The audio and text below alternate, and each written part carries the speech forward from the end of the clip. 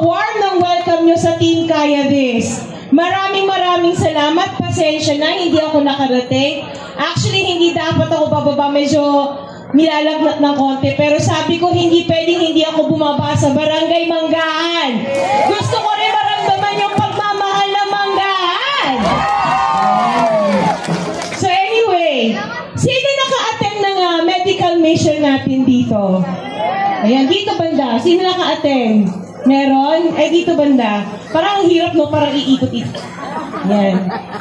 May binayaran po ba? Libre, di ba, yung service? May mani-pedi, may gupit, may, ano pa ba? Masahe.